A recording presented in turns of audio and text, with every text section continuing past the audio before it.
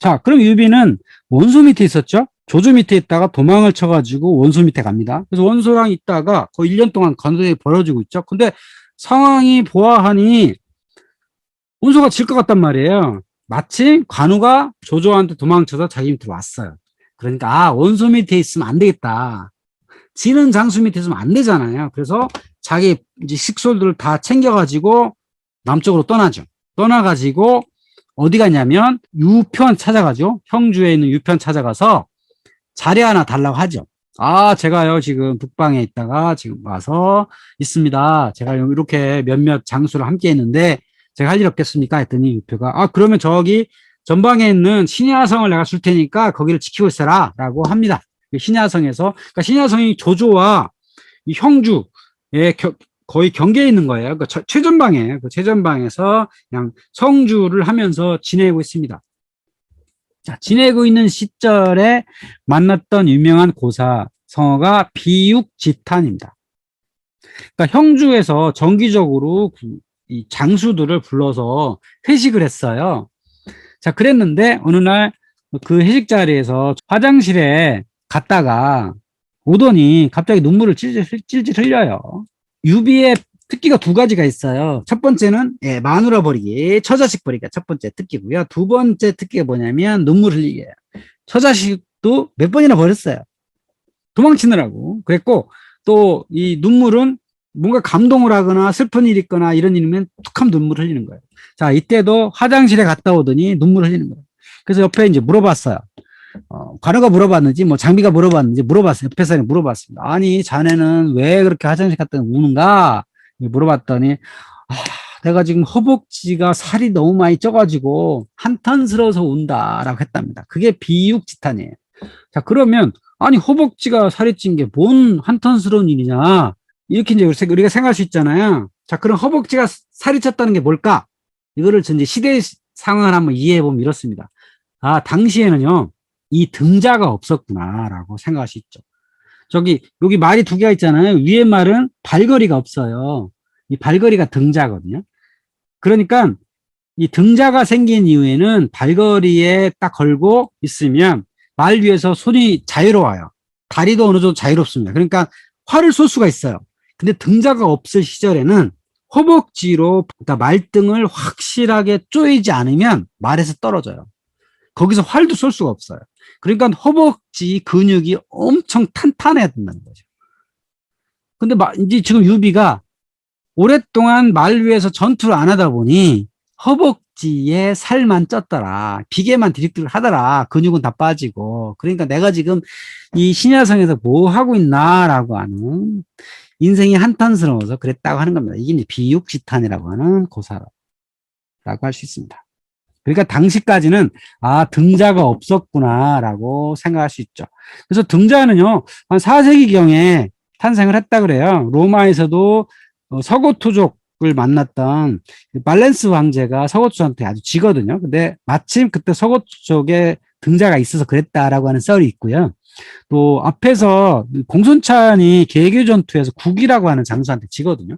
공손찬은 기병군대인데 이 원소의 보병건대한테 지거든요. 그러면 왜 졌을까 보면 여전히 등자가 없었기 때문에 보병한테 졌구나 이렇게 생각할 수 있죠. 근데 이제 나중에 4세기 5세기쯤 가면 고구려 벽화에도 등자가 등장을 하거든요. 그러니까 아마 4세기 5세기경에 등자가 발명이 되었을 것이다 라고 하면서 그때부터 기병이 엄청나게 능력이 아주 극대화가 되죠. 그래서 이 기병이 한 4세기 5세기부터 나중에 대포가 본격적으로 활용하기 직전까지 1000년 이상 가장 강력한 전사로 활약할 수 있게 되었던 거죠. 자, 이 형주라고 하는 것이 바로 유비가 지냈던 그런 것이죠. 자, 근데 형주라는 게 과연 어떤 것이냐 보면은, 중원이라고 하는 거, 중원이 황하유역을 중원이라고 한다 그랬죠. 이 중원이라고 하는 것이 황건적의 싸움부터 시작해서 아주 황폐화가 되었습니다. 많은 사람이 죽었어요. 그 당시에 인구가 그러니까 사람이 얼마나 많이 죽었냐면, 동안시대에 가장 번성할 때 인구가 5천만 명쯤 됐다 그래요. 근데 나중에 조조의 아들 조비 시절에 인구조사를 한 게 있는데, 아무리 합쳐봐도 한 1000만 정도밖에 안 됐던 거예요. 그러니까 그 사이에 몇십 년 사이에 한 5분의 1로 줄어든 거죠. 그러면 이게 사람이 많이 죽기도 하고, 그러니까 중원 지역에서는 사람이 많이 죽기도 하고, 피난도 많이 갔던 거죠. 그러니까 아마 산동반도에 살던 사람들은 한반도로도 건너갔을 거고요. 또 많은 사람들이 다른 쪽으로 피난을 갑니다. 그래서 중원에 살던 사람들이 피난을 갔는데, 강동 지역으로도 갔고요. 형주로도 갑니다. 그러니까 당시는 강남이 어디냐면, 형주의 남쪽을 강남이라고 불렀어요. 강남 3군. 여기가 강남이고요. 손권이 살았던 지금의 남경 지역은 강동이라 그랬어요. 강동. 그러니까 이 지역에 많은 사람들이 피난에 살고 있었던 거죠. 예를 들면 손권, 뭐 노숙, 주유 같은 사람들이 안희성 출신 이런 사람들이 이 사람들이 남쪽으로 가서 강동 지역의 세력을 갖고 있었던 거고, 형주라는 곳에는 흔히 형주아파라 불렸던 사람들이 모여 있었어요. 여기는 비교적 전쟁을 안 입었거든요. 그러니까 여기 상당히 많이 보존되었던 곳이죠. 사마휘, 방덕봉, 황승원, 윤묵, 동해, 상랑, 서원직, 한덕고, 방사원, 석방원, 백공휘 등 당시에 유명한 그 문인들이 이곳에 머물고 있었다. 그래서 이 사람들을 형주아파라 흔히 불러요.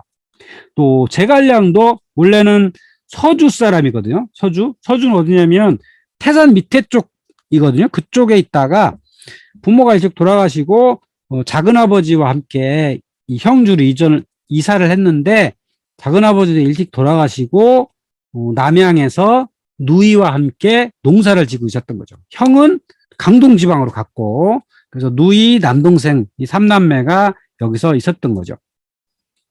그리고 이 수경 선생이라고 있었는데, 수경 선생 사마휘, 이 사마휘 밑에 여러 제자들이 있었는데, 제갈량, 방통, 서서, 최주평, 석도, 맹건 등이 있었다. 그 중에 한 명이 제갈량, 그리고 서서, 그리고 방통이었던 거죠. 그러니까 이런 지역에 이제 유비가 있었던 겁니다. 자, 그런데 유비라고 하는 사람은 이 천하에 나와가지고 이룬 게 없는 거예요. 왜 이런 게 없나 봤더니 지금 내 밑에 인재가 부족하다. 땅도 아직 한 평도 없고, 뭔가 해볼 만한, 비빌 만한 언덕도 없다. 그러니까 내 밑에 좀 좋은 사람이 필요한데, 내 밑에 있는 사람들은 호족 출신 미축은 좀 큰 재산을 기부했잖아요. 자기 여동생도 주고. 그리고 무사, 관우, 장비, 조자룡 같은 북방 출신 무사들은 있는데, 그러니까 문인들이 필요하다. 공부 좀 한 사람도 있어야 되겠다. 그래서 그 지역에서 인재들을 모으려고 노력을 했죠. 그래서 서서, 방통, 제갈량 같은 사람을 사실은 흡수를 하죠. 거기서 남은 유명한 장면이 삼고초려죠. 제갈량을 3번이나 찾아가가지고 함께 하자라고 권했다는 거죠. 자, 그렇다면 유비는 삼고초려씩이나 해서 제갈량을 구했을까? 이거에 대한 사실 역사적 의문점이 있는 거죠. 과연 이때 47살이나 먹은 유비가, 더군다나 한실의 종실인데, 비록 서한 좀 반개긴 해도 그래도 종실인데, 이렇게 자기 신분도 높은 사람이, 제갈량은 사실은 물론 배운 사람이긴 해도 유비에 비할 바는 못 되거든요. 이 제갈량 같은 사람은 어떻게 이 젊은 27살 먹은 젊은이를 어떻게 삼고초려 했겠어요. 그래서 그거에 대한 얘기가 참 많아요. 과연 어떻게 했을까? 삼국지 강의라고 하는 책이 있어요. 그걸 쓴 이중태인이라는 분은 이렇게 해석을 하더라고요. 아마도 제갈량이 천하방략 정치 세미나를 하지 않았겠느냐. 지금 형주라는 곳은 비교적 안정된 곳인데, 이곳에서 천하가 어떻게 될지 한번 세미나를 했을 거다. 왜냐하면 제갈량도 뭐 취직을 해야 될 거 아니에요. 나이는 27살 먹었는데 공부만 조금 했지 혼자서 어차피 할 능력은 안 되고 누군가 주군을 모셔야 되는데 어떻게 하면 주군을 모실 것인가 고민을 하다가 사람들 모아서 한번 그 얘기를 하지 않았겠느냐가 1차고, 자, 두 번째는 2차를 했더니 다른 사람 다 떨어져 나고 유비와 이런 일당들이 또 한번 듣더라. 굉장히 관심을 보이더라. 제갈량에 대해서. 그러고 나서 3번째는 아예 직접 만나가지고 아예 채용을 하지 않았겠느냐. 이렇게 이제 설명을 하더라고요. 그럼 이제 삼고초려가 어떻게 이제 출전하게 되었는지 그런 건 이제 다음번에 제가 말씀드릴 텐데, 어쨌든 삼고초려는 과연 유비가 무조건 제갈량이라고 하는 뛰어난 인재를 구하기 위해서 이제 한 것이냐, 이거에 대한 의문점이 좀 있는 거죠. 물론 소설에서는 제갈량이라고 하는 유능한 사람은 유능한 책사를 좀 키우기 위해서, 이렇게 띄우기 위해서 만든 거죠. 어쨌든 유비라고 하는 사람은 인재가 필요로 해요. 왜 필요하냐? 유비의 직업은 그때까지 객장이었습니다. 나이가 47살 먹었어요. 그런데 여태 자기 땅 한 평 없습니다. 맨 먼저 공선천 밑에서 황건적 토벌군대에 가담을 했죠. 그러다가 서주로 갑니다. 거기서 요포를 만나죠. 그랬다가 조조한테 져요. 조조 밑에 좀 있었어요. 그랬다가 어디로 가죠? 네, 원수한테 갑니다. 원수 밑에 갔더니 원수가 또 간대에 질 것 같아요. 그래서 유표한테 갔습니다. 종실령님 유표한테 가서 거처를 주십시오 했더니 신야성이라고 하는 조그만 성을 줘요. 그래서 거기서 지금 있는 거예요. 그러니까 뭔가 이룬 게 없죠. 뛰어난 인재를 필요한 건 분명합니다. 결국은 거기서 어떤 식으로 했던 제갈량이나 서서나 방통 같은 아주 능력 있는 친구들을 이제 끌어모으게 된 거죠. 결국은 여기서 이런 젊은이들을 아주 똑똑한 젊은 친구들을 확보한 다음에 결국은 익주로 가서 유장을 공략을 하게 되고 그럼으로써 한이라고 하는 나라를 세울 수 있었던 계기가 된 거죠. 그러니까 제갈량을 삼고초려 할 만하죠. 삼고초려가 있었든 말았든 어쨌든 이 젊은 뛰어난 인재를 구하려고 하는 노력은 충분히 보상을 받았다라고 할 수 있죠.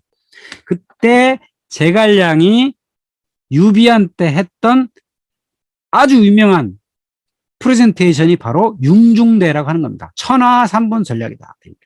자, 제갈량이 이야기하기를 자, 천하를 한번 보자. 이게 정치 세미나를 딱 한 거예요. 아우, 천하를 딱 들여다보니 우리는 지금 형주라고 하는 곳에 있다. 자, 그런데 저 북쪽에 누가 있냐? 조조라는 자가 헌제를 끼고 천하를 호령하고 있다. 큰 세력을 형성을 했다. 가장 세력이 크다. 그리고 저기 강동에 손권이 아주 조그맣게 웅크리고 있다. 이 상황인데 우리는 그럼 어떻게 해야 되냐? 지금 형주를 딱 먹은 다음에 저기 서쪽에 보면 익주가 있는데 지금 유장이 다스리고 있다. 근데 유장이라는 자는 뭔가 이 천하에 대한 포부가 없다. 그러니 익주를 딱 먹은 다음에 형주와 익주를 하나의 세력을 딱 하면 천하가 3분이 된다. 천하가 이 정족지계가 되니 나중에 기회를 봐가지고 익주에서 한 갈래로 가가지고 관중으로 가고 형주에서 한 갈래로 가서 허창을 공략을 하면 분명히 조조의 위나라 세력은 약해질 거다. 그러니까 10년이면 대업을 이룰 것이고 20년을 하면 천하가 안정될 것이다. 그러니까 당신이 이 세상에 황제가 될 거다라고 유비한테 딱 얘기를 하는 거죠. 그림이 멋있죠? 그래서 유비가 이때 아주 닭똥 같은 눈물을 흘립니다. 감동을 하면 유비의 특기인 눈물 흘리가 나오게 되는 겁니다. 자, 이러면 그러면 이 제갈량의 융중대 천하 3분지계가 제갈량이 오리지널이냐? 아니라는 거죠. 원래 오리지널은 뭐였냐면 괴철이라는 사람이 했던 이야기예요. 사마천 사기에 나오는 거죠. 괴철이라는 사람이 누구냐면 한신이라고 하는 유방의 아주 대장군 있었죠. 한신 밑에 있는 책사였는데 그때 한신이 제나라를 딱 공략을 하고 보니 천하가 셋으로 나눠져 있더라 이거예요. 저기 남쪽에는 유방이 있다. 동쪽에는 항우가 있다. 자, 이렇게 천하가 3분으로 나눠져 있으니 우리가 한번 힘을 써보자라고 괴철이 한신한테 얘기해요. 했더니 한신이 뭐라고 했을까요? 한신이 나는 지금 유방이 나한테 너무 잘해줬기 때문에 절대로 유방을 배신할 수 없다라고 합니다. 그래서 이 이야기는 유야무야 같아요. 그리고 나중에 무슨 일이 있었죠? 천하가 유방에 의해서 통일이 된 다음에는 한신이 필요 없어지니까 한신을 역적모의로 몰아가지고 죽이게 되죠. 그 사건이 토사구팽이라고 할 수 있죠. 이 또 하나 천하방략이 있었어요. 비슷한 게 노숙이란 자가 손권이랑 얘기하면서 얘기했던 게 있어요. 자, 우리 손권, 우리 동호가 지금 이 강동 지방에 웅크리고 있는데 이대로는 뭔가 비전이 없다. 그러니까 우리가 해야 될 건 뭐냐면 저기 형주로 쫙 먹어서 장강유역을 다 먹어야 된다. 익주까지 장강을 쭉 타고 상류로 가면 익주까지 먹을 수 있잖아요. 그러니까 익주까지 다 먹어서 차지한 다음에 북쪽에 있는 조조와 싸움을 하면 된다라고 하는 게 노숙의 2분 전략이에요. 충분히 일리가 있었죠. 근데 사실은 이 동호라는 나라가 그렇게 이게 포부가 크질 않았어요. 할 수 있는 역량이 잘 안 돼가지고 이게 실현이 되진 않았지만 이런 딱 그 천하를 볼 줄 아는 자들은 천하 3분, 천하 2분 이렇게 세상을 봐가지고 큰 그림을 그려가지고 우리 미래를 이렇게 펼치려고 했다라고 하는 게 천하 3분지계라고 할 수 있겠습니다.